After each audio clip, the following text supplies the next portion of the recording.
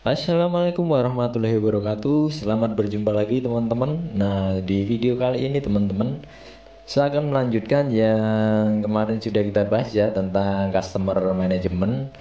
Untuk kesempatan kali ini kita akan bahas bagaimana cara penggunaannya, cara instalasinya. Simak video dari awal hingga akhir agar teman-teman nanti tidak salah dalam melakukan instalasi maupun penggunaannya. Nah, sebelum kita lanjut teman-teman, ada baiknya teman-teman siapkan kopi dulu. Mungkin kalau yang suka ngudut silahkan siapkan udutnya dulu biar kita bisa santai ya teman-teman. Saya juga sambil ngudut teman-teman. Mohon maaf ya.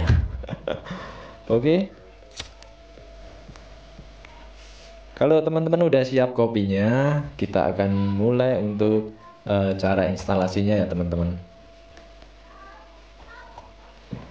Yang pertama teman-teman harus punya server lokal dulu ya. Di sini saya menggunakan XAMPP ya. Ini XAMPP. Untuk downloadnya nanti linknya saya sertakan di deskripsi teman-teman untuk download XAMPP-nya. Untuk instalasinya nanti teman-teman bisa cari referensi ya di tempat lain, atau kalau enggak di video saya sebelumnya sudah sempat saya bahas ya cara instalasi XAMPP-nya. Nah, langsung saja teman-teman, untuk downloadnya teman-teman bisa ketik XAMPP.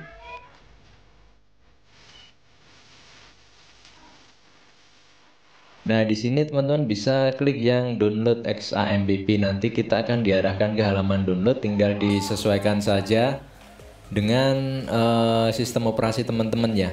Di sini saya menggunakan Windows, jadi saya download yang 64 bit ya, yang 824.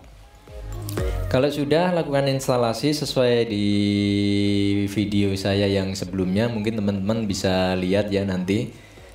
Kalau ini sudah selesai teman-teman, nanti tampilannya akan seperti ini ya, yang tampil di layar monitor ini. Teman-teman nanti harus melakukan konfigurasi di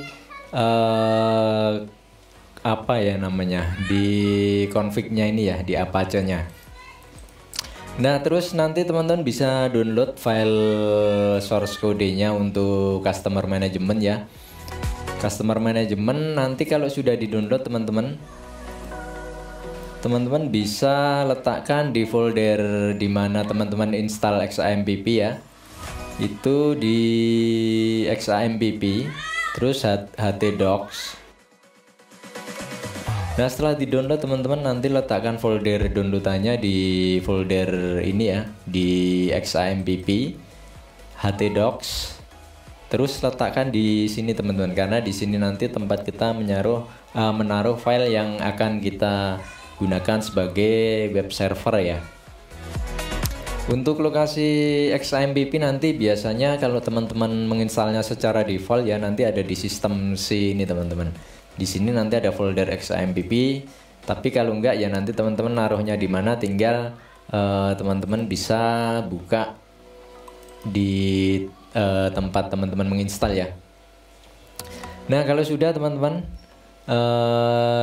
di sini nanti ada folder database, terus ada ini ya, customer management SQL. Ini nanti akan kita import dulu ya, kita import ke database kita.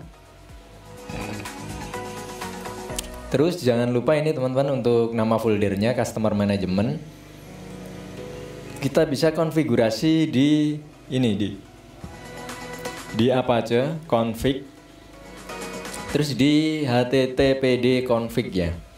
Ini teman-teman cari folder yang htdocs document root ya, dokumen root. Kalau teman-teman kesusahan mencari bisa tekan Ctrl F, terus teman-teman bisa tuliskan htdocs ya.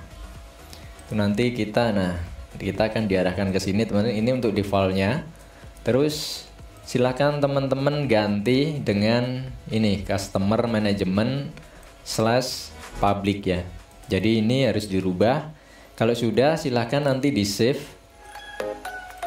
Kalau sudah di save itu kita close. Terus teman-teman bisa mulai start ya, start. terus MySQL juga kita start ya. Nah, kalau kedua-duanya sudah jalan teman-teman, sekarang kita harus masukkan dulu database-nya ya. Untuk mengakses database, teman-teman bisa ketik localhost garing php my admin. Nah, di sini sudah muncul database ya teman-teman, data untuk keseluruhan database. Di sini kita buat database baru ya, customer management. Kita buat create, database sudah berhasil dibuat, lalu pilih menu import teman-teman. Jadi di sini harus menunjukkan database customer management ya, atau kalau belum muncul teman-teman bisa klik di sebelah kiri. Nah, kalau sudah, klik import. Setelah itu pilih file import teman-teman. Nah, untuk lokasinya kemarin teman-teman downloadnya di mana? Kalau sudah diletakkan di folder XAMPP-nya, kita bisa pilih htdoc ya, XAMPP, saya ulang, XAMPP, htdocs, terus customer management. Pada folder database kita pilih customer management SQL, kemudian kita pilih import. Nah, untuk proses import teman-teman itu bisa memakan waktu 1 menit sampai 2 menit ya, tergantung PC teman-teman yang dipakai. Kalau di tempat saya lumayan agak lama ini teman-teman, karena memang PC saya performanya udah agak turun ya, karena mungkin terlalu banyak software-software yang terinstall. Nah, sambil menunggu ya teman-teman, sambil menunggu kita ngudhu dulu biar nggak lama.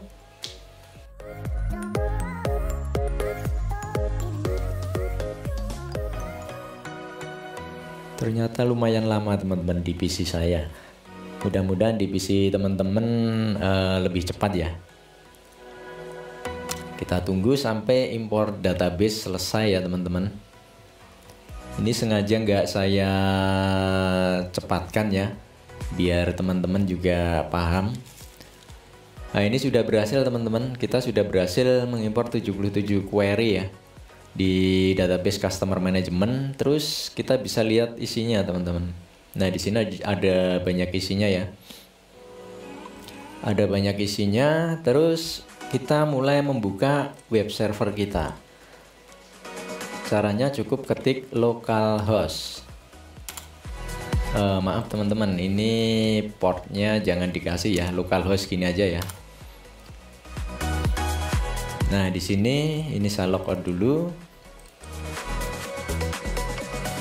Nah, untuk mulai menggunakan teman-teman silahkan login dengan email ya, emailnya administrator@gmail.com. Passwordnya ini juga administrator teman-teman, administrator. Terus teman-teman bisa login. Nah, login di sini ada beberapa informasi. Memang ada beberapa yang belum berfungsi juga teman-teman. Ini nanti masih akan terus saya update ya. Nah, langkah pertama teman-teman harus membuat server dulu. Server kita pilih add new server. Add new server. Namanya misalkan kita kasih nama server 1. Untuk IP-nya itu saya menggunakan IP ini teman-teman. Jadi IP di MikroTik kita ya. IP MikroTik, username juga username di MikroTik yang mempunyai akses full ya sama passwordnya. Untuk default portnya itu di 8728. Kita tes koneksi. Nah, nanti kalau dia sudah berhasil terhubung, nanti akan ada informasi yang muncul di sini teman-teman. Dia akan connect ya. Nah, ini gagal terkoneksi teman-teman, karena memang ini untuk MikroTik saya belum saya hidupkan ya. Ini saya hidupkan dulu. Saya hidupkan MikroTiknya.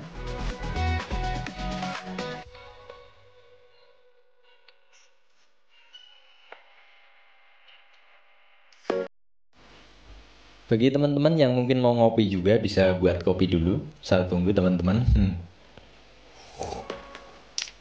Mantap sekali teman-teman, pagi-pagi ngopi sambil kita lihat video ya, biar menambah pengetahuan kita. Kalau sudah teman-teman, kita cek lagi apakah sudah terhubung.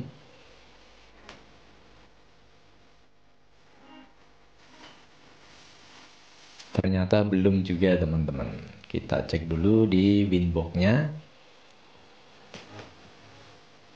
Di ini ya, kita connect. Nah, dia sudah nyala. Ini akan saya hapus dulu teman-teman. Saya hapus. Untuk ini scriptnya juga saya hapus ya.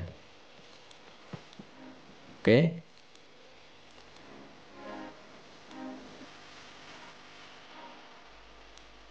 Kita lakukan pengecekan lagi, harusnya sudah terkoneksi. Nah, dia sudah terkoneksi dan kita submit. Nah, kita submit teman-teman. Terus teman-teman bisa masuk di show mikrotik ya. Atau kalau teman-teman mau cek dulu, mungkin di kemudian hari teman-teman udah memasukkan tapi belum, tapi mau masuk lagi ya, mau masuk lagi, kita cek dulu. Nah, kalau dia sudah terkoneksi baru kita masuk teman-teman. Nah, di sini ada di sebelah kiri ya, ada menu PPP, ada import PPP profile, ada create user script ya, import user script. Nah, di sini nanti kita harus punya satu profile dulu teman-teman, satu profile di Mikrotik ya. Bukan satu profile sih, satu paket ya. Kita harus punya satu paket di Mikrotik agar nanti kita bisa membuat satu buah user atau customer teman-teman. Di sini kita lihat memang kita baru punya profile ini ya. Ini coba kita tambahkan dulu profilnya. Profile, misalkan di sini profile 3 Mbps. Untuk ini sama seperti teman-teman mengatur di Mikrotik ya, seperti biasanya ya. Di sini saya nggak akan ngerubah apa-apa, tapi teman-teman nanti bisa rubah di sini, kayak di parent queue-nya, terus di limitnya. Itu nanti teman-teman bisa ubah sendiri. Terus local address juga, remote address juga, yang seperti kemarin kita bahas ya di waktu script auto isolir ya. Ini saya hanya membuat nama saja teman-teman. Misalkan ini profile 5 Mbps. Ini terus saya buat satu profile lagi, profile 10 Mbps. Kita apply, oke. Nah, kita sudah punya 3 profile. Ini bisa kita reload.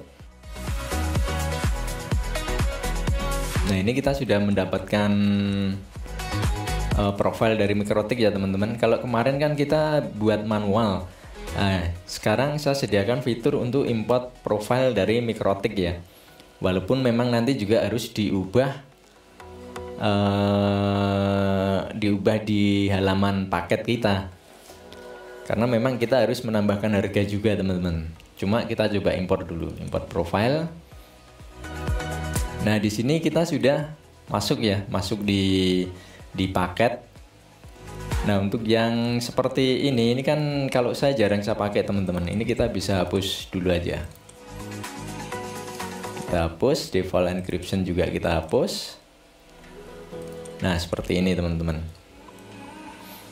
Ini jika sudah seperti ini teman-teman, atau teman-teman juga bisa buat manual ya. Misalkan di sini saya teman-teman udah import nih kemarin. Terus teman-teman punya profile baru. Misalkan profile 50 Mbps. Kita apply, oke. Nah, ini teman-teman juga bisa buat dari halaman paket ini ya. Ini di create paket. Misalkan di sini paket 50 Mbps. Untuk servernya kita pilih server 1. Untuk profilnya kita sesuaikan di profile 50 Mbps. Harganya misalkan di 500.000 ya. Deskripsi paket speed up to 50 Mbps. atau kita kasih broadband, kita add paket. Nah, di sini kita sudah punya 4 profil teman-teman.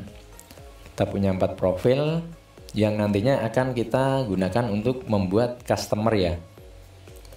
Nah, di menu customer ini ada pilihan soal customer, masih kosong ya. Add new customer juga kosong, bukan kosong ya, kita harus membuat mengisi kolomnya. Nah, cuma yang jadi masalah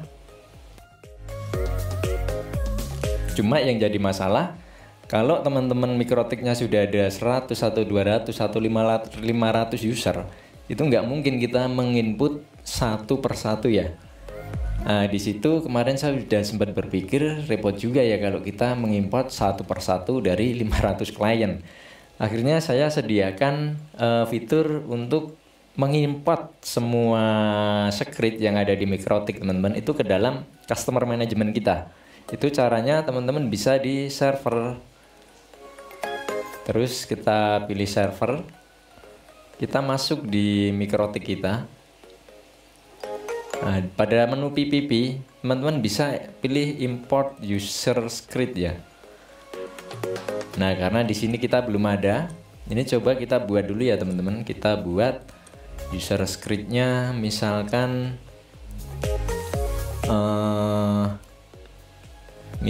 saya buat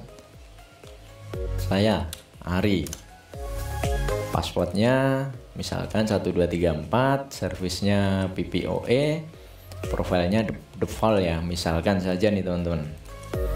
Terus di sini ada Heru, ini saya buat default semua aja biar cepat teman-teman. Terus ada Agus, terus ada Parel, terus ada Yoga, terus ada Dava, terus ada Kiki, misalkan seperti ini teman-teman. Nah, ini kita oke. Di sini kita sudah punya berapa ini? 7 ya, 7 script. Kita coba import dari sini teman-teman. Nah, ini di sini dia sudah muncul, profilnya masih default. Coba kita pilih, kita ubah salah satu klien ini di 3 Mbps, terus ini di 5 Mbps, terus ini di 10 Mbps, yang ini di 50 Mbps, seperti ini ya teman-teman. Kita reload lagi. Di sini juga dia sudah menyesuaikan. Kita import customer. Nah, di sini ada problem.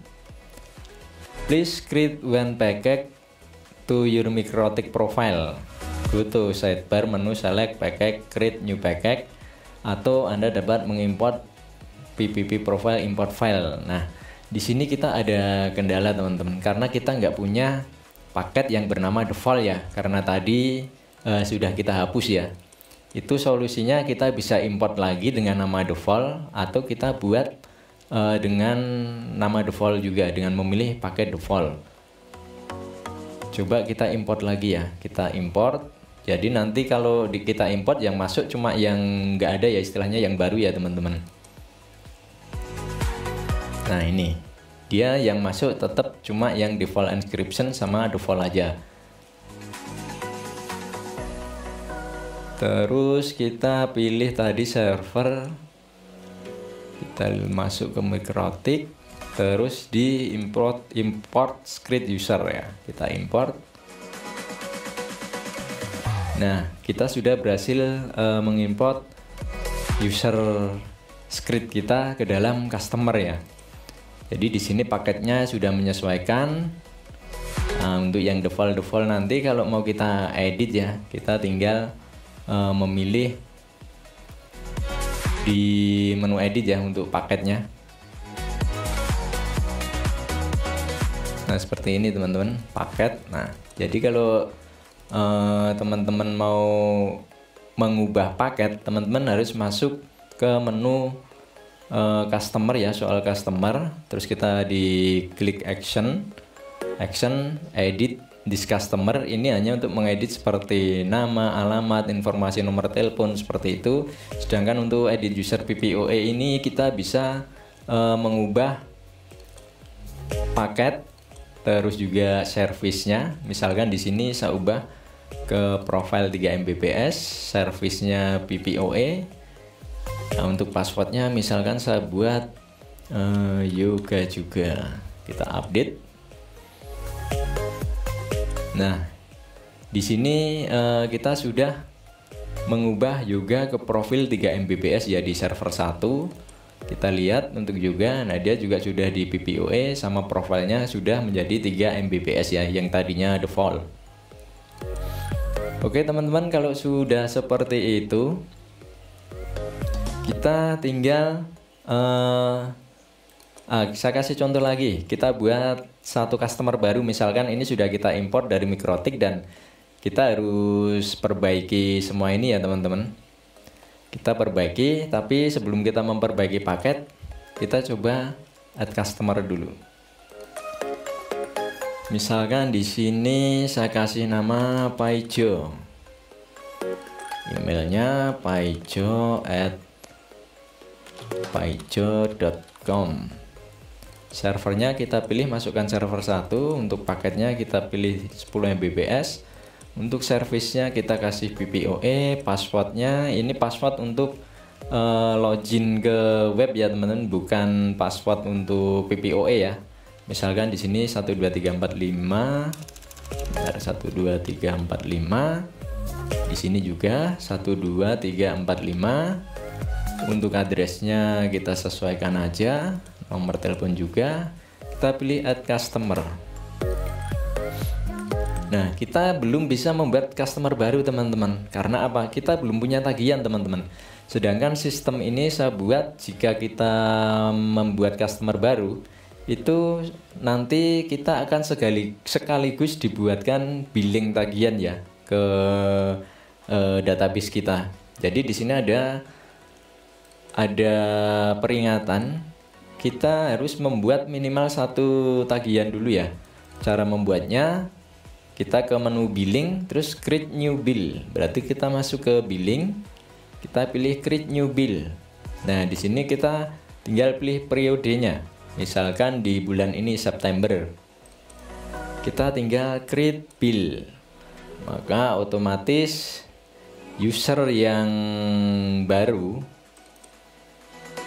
kita import tadi, dia juga sudah mempunyai tagihan teman-teman. Namun harganya masih 0 karena kita belum mengubah di paket kita ya. Dan kalau kita lihat di Mikrotik kita, di sini semua komennya menjadi belum lunas ya teman-teman. Belum lunas. Nah, terus kita pergi ke menu customer lagi, add new customer. Kita ketik lagi Paijo, emailnya paijo@paijo.com. Servernya kita pilih server 1, paketnya kita pilih misalkan di 10 Mbps, servisnya kita pilih PPOE, passwordnya 12345. Untuk addressnya silahkan nanti disesuaikan. Kita klik add customer. Nah, di sini kita masih belum bisa buat lagi nih teman-teman. Wah, kenapa ini? Kenapa error lagi? Kan seperti itu.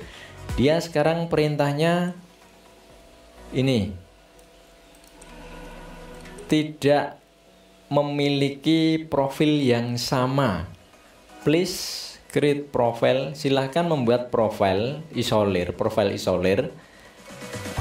di Mikrotik Anda ya, dengan nama profile isolir. Nah, di sini teman-teman. Karena kemarin sudah saya jelaskan bahwa customer management ini didesain untuk memudahkan kita ya. Memang di awalnya kita agak ribet, tapi kalau nanti semua persyaratan sudah terpenuhi, kita jadi lebih gampang ke depannya teman-teman. Jadi sistem pembuatan customer baru itu yang pertama dia otomatis membuat tagihan, langsung membuat tagihan ya. Yang kedua, customer yang baru yang belum melakukan pembayaran atau yang baru kita buat, dia langsung dimasukkan ke profile isolir. Nah, makanya di sini kita harus membuat profile isolir dulu di Mikrotik kita. Buka Winbox teman-teman, kita buat profile isolir ya. Profile isolir ya, profile underscore isolir.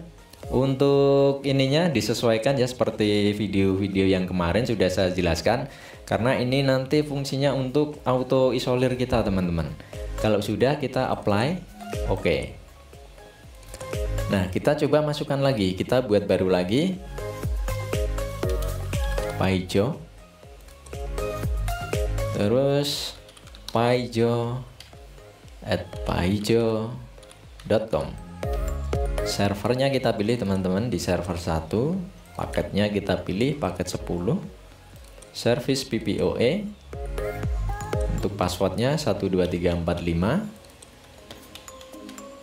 untuk addressnya kita isi nomor telepon, atau ini opsional ya teman-teman, untuk address sama kontak ya, kita add customer. Nah, di sini kita baru berhasil membuat customer baru teman-teman dengan nama Paijo ya. Paijo dia di 10 Mbps, dan kalau kita lihat di tagihan kita show unpaid bill. Nah, di sini Paijo dia sudah mempunyai tagihan ya. Tagihannya masih 0 karena di paket kita belum kita ubah. Oke. Nah, pada mikrotik kita script di sini user Paijo mana? Nah, di sini dia sudah tergenerate ya, tergenerate secara otomatis dari web server kita customer management itu dengan nama username-nya itu Paijo ini teman-teman, Paijo, terus passwordnya dia juga generate teman-teman. Jadi kalau teman-teman mau memasukkan apa itu informasi PPOE ke router teman-teman bisa cek di script dari mikrotik, atau kalau enggak teman-teman bisa dari halaman customer, show all customer ya, kita pilih Paijo, terus kita pilih view this customer, maka di situ nanti akan muncul informasi PPOE-nya si Paijo ya. Kita tinggal memasukkan ke router bot kita. Nah, itu teman-teman, kalau teman-teman misalkan istilahnya ada beberapa hal yang kelupaan yang belum dibuat di mikrotik, itu nanti kemarin sudah saya tambahkan. Kalau ada kesalahan-kesalahan seperti itu muncul informasi ya, jadi biar kita tahu, oh kurang apa sih ini kok nggak bisa jalan. Nah, jadi kemarin saya tambahkan seperti itu teman-teman. Untuk selanjutnya teman-teman coba kita di paket ya, yang belum ya, paket show all paket. Nah, ini untuk harganya masih 0. Nah, yang perlu diketahui teman-teman, kalau kita sudah berhasil membuat billing di sini, walaupun kita merubah harga di paket ini, dia nggak akan berubah teman-teman. Dia tetap menyesuaikan tagihan yang lalu ya. Misalkan hari ini harganya 100.000, terus bulan besok naik jadi 110, kita ubah di paket ya. Nah, itu nanti di sini tetap dia di harga awal teman-teman, karena ini kan billing ya sifatnya. Jadi kita ya harus tahu harga realnya ya. Harga real yang kita dapat bulan kemarin berapa itu semua terekam di sini. Nah, seperti itu teman-teman. Coba kita ke paket ya. Paket, show all paket. Nah, di sini teman-teman bisa mengubah harganya. Edit misalkan paket yang karena ini tadi tergenerate ya teman-teman dari mikrotik ya. Ini kita ubah sekalian. Paket 3 Mbps misalkan harganya 150.000. Descriptionnya silahkan nanti diisi, kita update. Terus profile ini 5 Mbps, misalkan ini kita ganti paket 5 Mbps untuk harganya misalkan di 210.000. Kita update. Terus profile 10 Mbps ini misalkan di harga 290.000. Ini kita ganti paket 10 Mbps. Nah ini teman-teman sudah, ini biarkan saja karena ini kita butuhkan saat kita mengimpor ya teman-teman. Tapi kalau teman-teman sudah berhasil mengimpor semua dan kedepannya sudah nggak akan mengimpor lagi, ini bisa kita hapus. Nah kalau sudah, ini otomatis paket dari harga terendah itu yang berada di atas teman-teman. Nah sudah, coba kita cek di billing. Nah dia tetap mengikuti harga waktu billing kita buat ya teman-teman. Nah ternyata teman-teman ada kesalahan nih, ada kesalahan dan teman-teman mau menghapus semua ini. Nah untuk cara menghapusnya teman-teman bisa pergi ke create new bill. Di sini ada daftar periode billing yang sudah kita buat ya teman-teman. Ini kita bisa delete bill. Ini nanti otomatis tagihan kita akan terhapus semua teman-teman. Tapi perlu diingat kalau kita menghapus semua, berarti nanti di menu tampilan billing teman-teman, ini nanti juga akan terhapus teman-teman. Jadi itu yang harus diperhatikan ya. Ini akan kembali ke 0 lagi di periode yang September ini. Jadi teman-teman untuk sementara harus, kalau ada kesalahan di pembuatan billing, kalau sudah ada yang bayar, statusnya ini harus diingat-ingat dulu teman-teman. Atau kita coba kita buat yang baru dulu, create new bill. Misalkan di bulan Oktober ya, bulan Oktober kita create bill.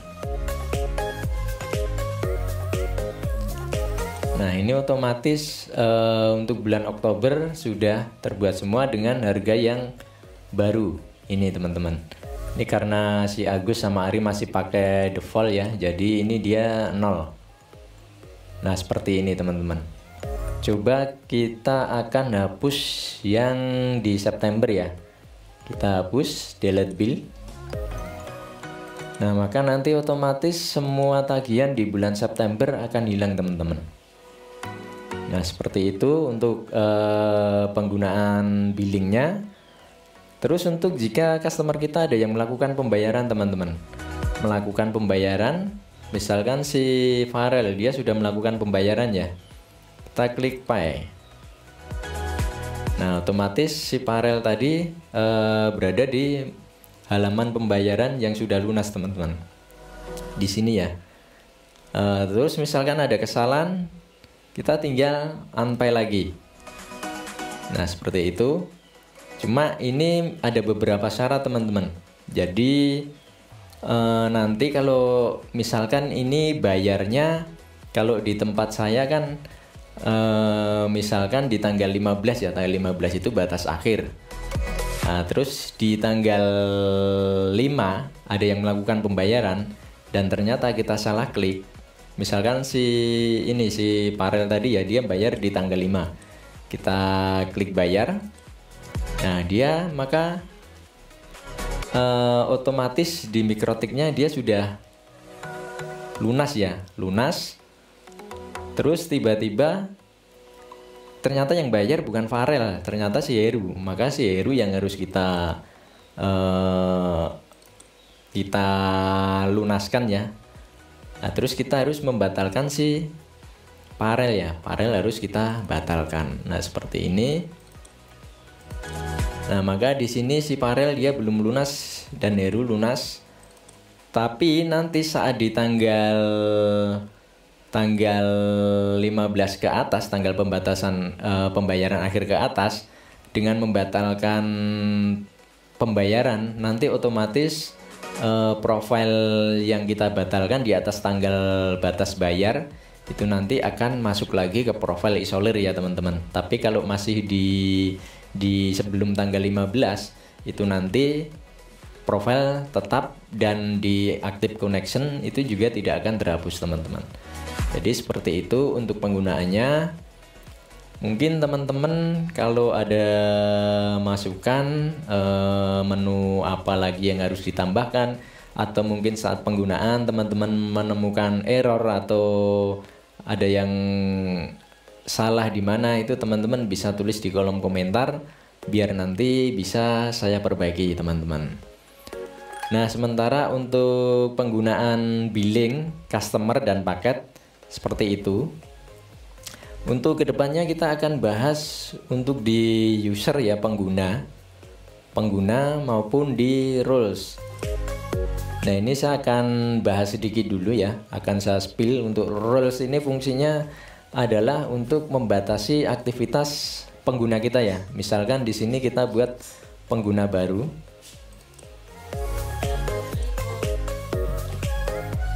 Pengguna baru kita add user. Misalkan di sini namanya Winda. Terus emailnya winda@winda.com. Terus untuk passwordnya, password kita samakan. Rule-nya, nah di sini rule-nya ini kita harus pilih admin dulu karena harusnya kita tadi buat role dulu ya. Tapi karena ini sudah terlanjur, ini kita ubah ke admin dulu teman-teman. Nah kita berhasil membuat user di sini tidak akan menambah di Mikrotik ya teman-teman. Jadi user di customer management ini hanya menambah pengguna di sistem billing kita. Nah terus kita masuk ke menu roles, create new roles. Misalkan di sini dia kasir, maka kita hanya akan memberikan akses pada kasir itu untuk masalah customer list ya. Terus juga billing list, create billing, delete billing, edit billing. Nah seperti itu teman-teman. Jadi dia si kasir tidak berhak untuk menambahkan server maupun menambahkan user script atau paket atau apa ya teman-teman. Mungkin kalau paket masih bisa ya, kita kasih akses ke paket, tapi itu nanti terserah kebijakan dari teman-teman ya. Di sini tinggal kita create new role. Nah di sini sudah ada role kasir dan kita masuk ke user. Terus di nama Winda ini akan kita ubah ke role kasir ya, kasir. Nah sudah teman-teman, dia sekarang sudah berada di rules kasir. Nah seperti ini teman-teman. Nah jadi nanti saat si Winda menggunakan customer management, dia hanya mempunyai akses untuk di billing dan melihat customer seperti itu. Nah mungkin hanya itu dulu teman-teman yang saya sampaikan. Kalau ada yang kurang jelas bisa ditanyakan. Dan untuk pembahasan selanjutnya nanti akan kita bahas di video berikutnya ya teman-teman. Jangan lupa untuk like, subscribe, komen agar video ini semakin agar channel ini semakin berkembang. Dan semoga customer management ini dapat berkembang juga, dapat bermanfaat buat teman-teman, dapat memudahkan teman-teman dalam memanage customernya. Demikian, wassalamualaikum warahmatullahi wabarakatuh. Salam sukses selalu teman-teman, tetap jaga kesehatan dan kita jaga silaturahmi. Salam.